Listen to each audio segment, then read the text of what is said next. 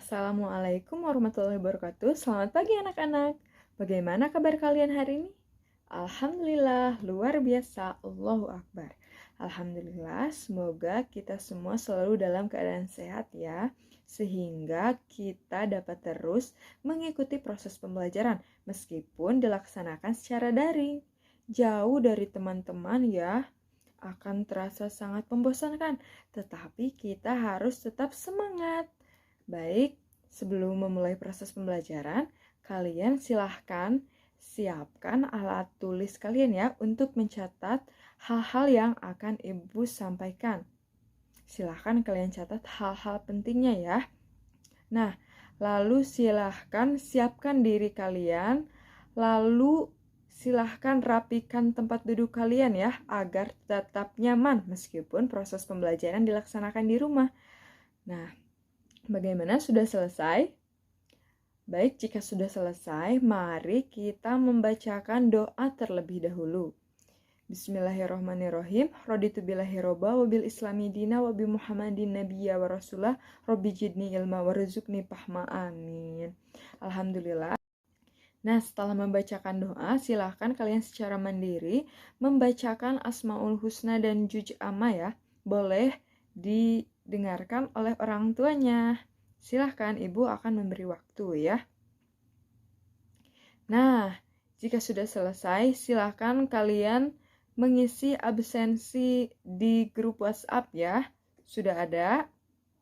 Jika sudah mengisi, agar kita lebih bersemangat, mari kita menyanyikan lagu kebangsaan Indonesia, yaitu Indonesia Raya. Mari kita menyanyikan bersama-sama.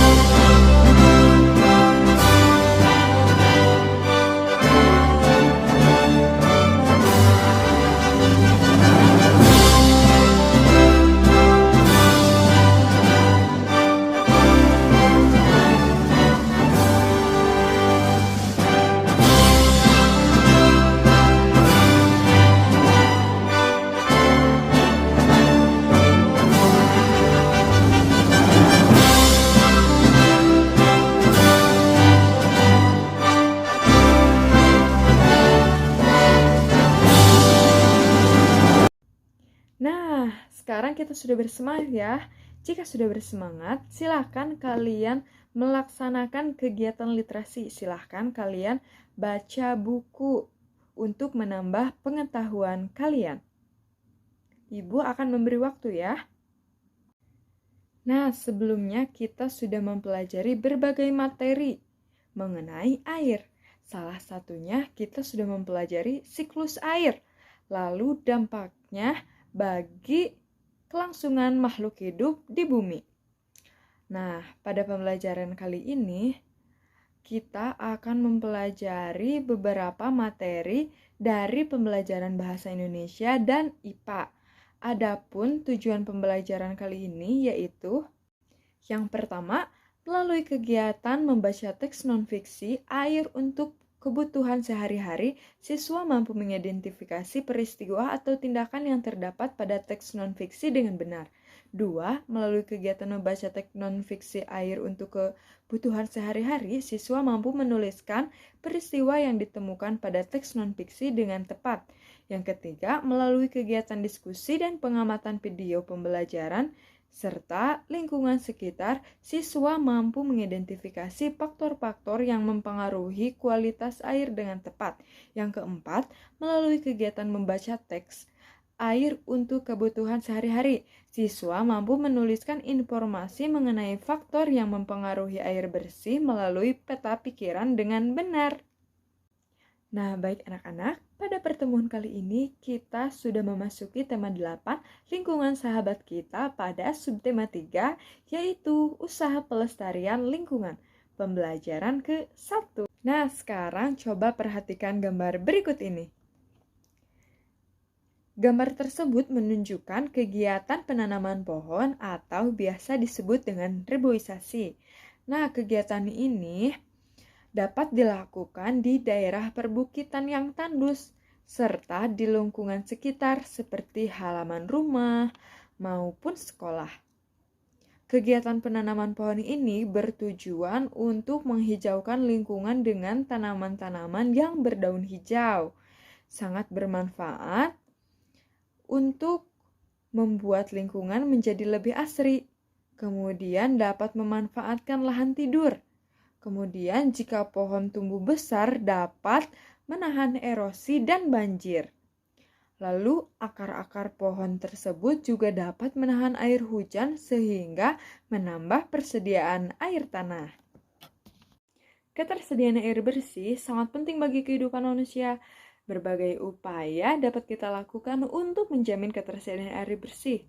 Terdapat beberapa tindakan yang dapat kita lakukan untuk ikut membantu mengurangi krisis air bersih, seperti menghemat penggunaan air, membuat lubang resapan.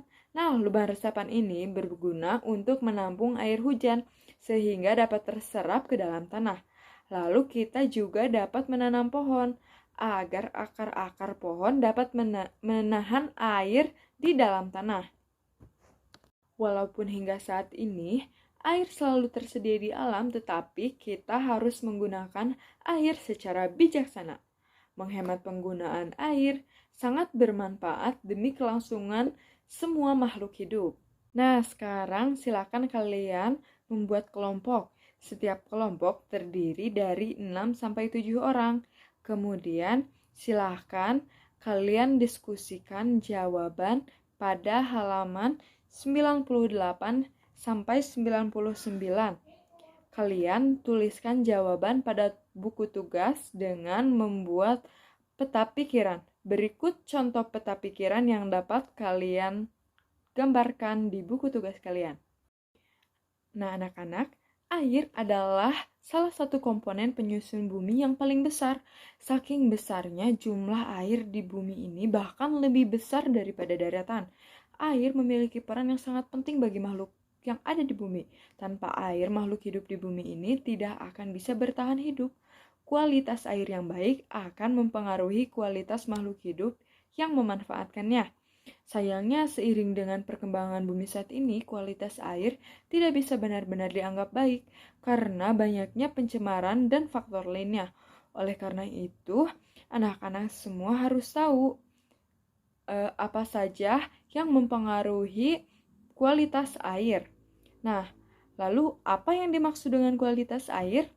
Kualitas air sendiri merupakan ukuran kondisi air yang dapat dilihat berdasarkan karakter fisik, biologi, maupun kimia. Nah, kualitas air ini sering menjadi tolak ukur untuk standar yang dapat ditetapkan dalam melihat kondisi ekosistem air, serta keamanan dan kesehatan air apabila dikonsumsi oleh manusia. Jumlah air ini memang sangat melimpah di bumi, namun tentu tidak semua dapat dimanfaatkan, apalagi untuk kebutuhan yang akan dikonsumsi manusia. Nah, selanjutnya, mari kita baca teks mengenai air untuk kebutuhan sehari-hari berikut ini. Air untuk kebutuhan sehari-hari. Bagaimana rasanya air laut? Iya, air laut terasa asin.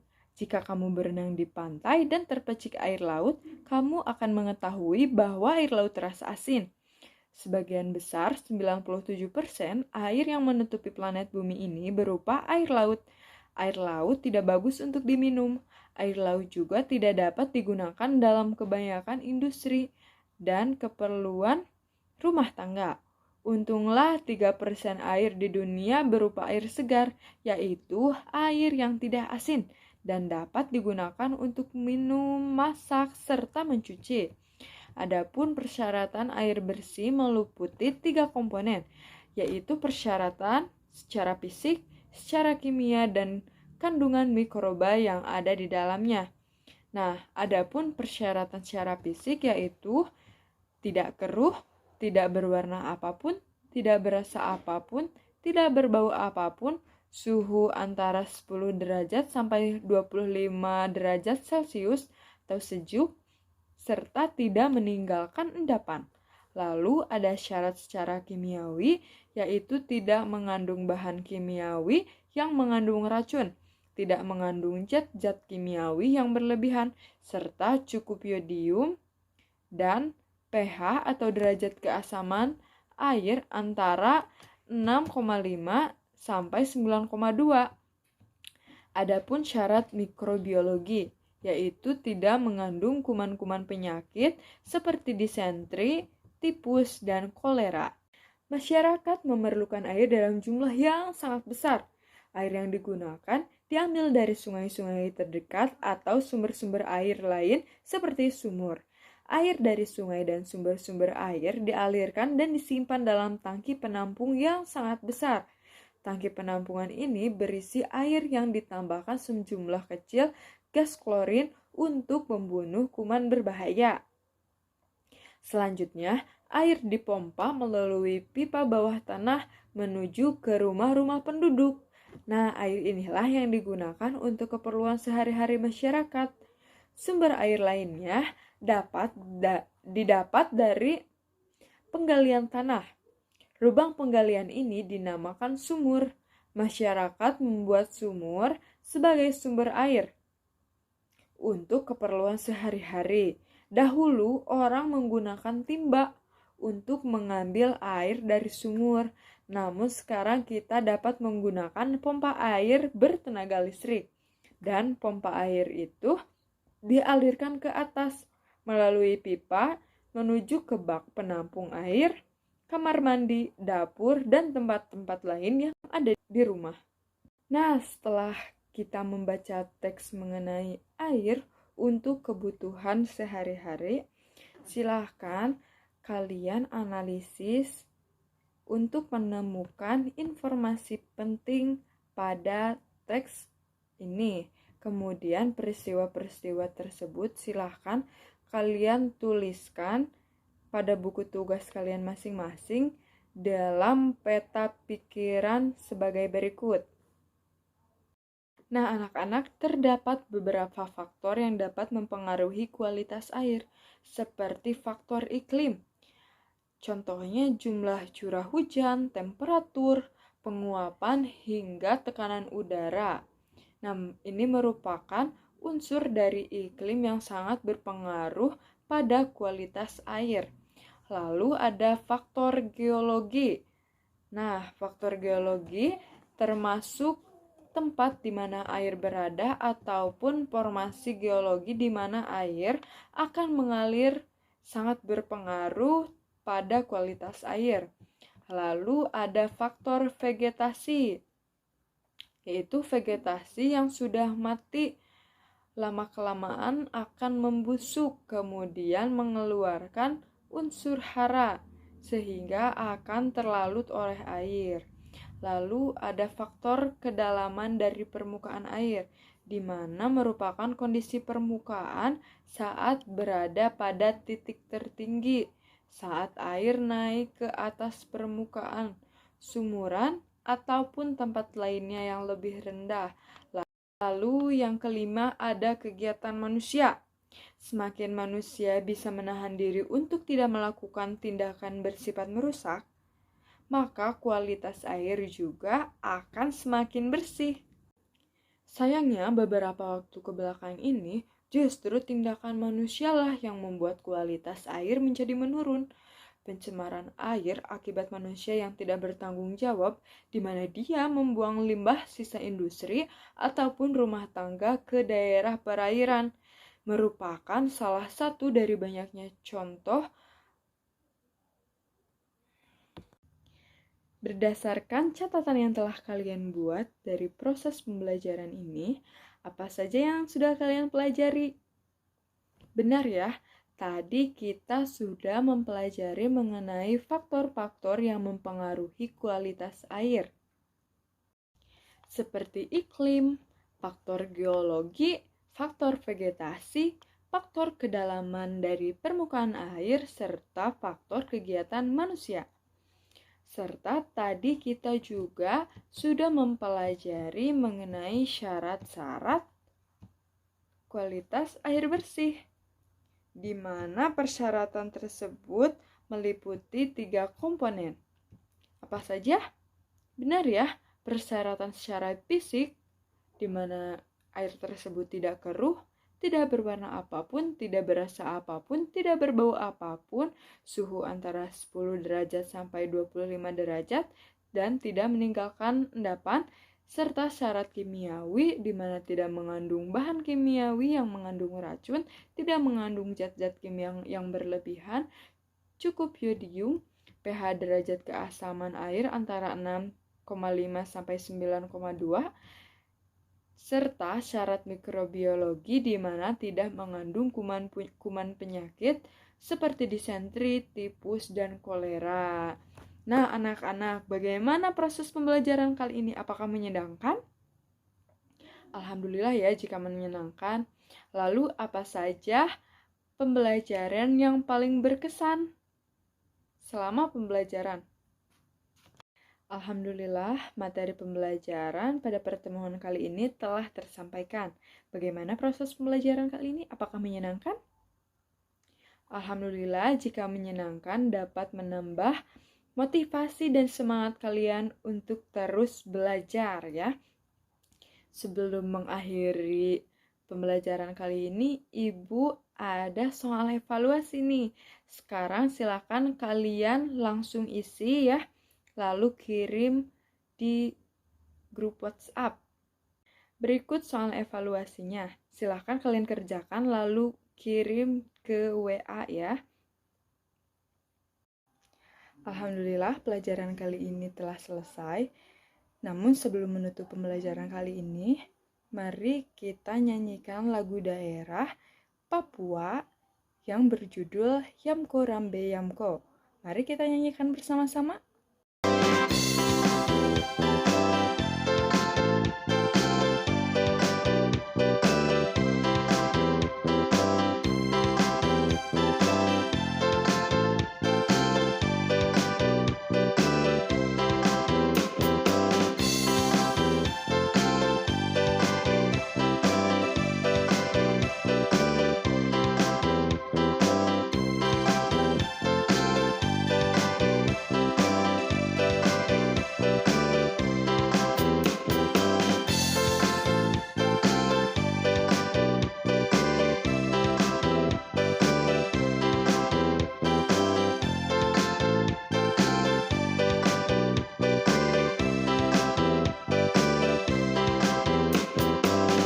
Ibu akhiri dengan membaca doa kifaratul majlis bersama-sama.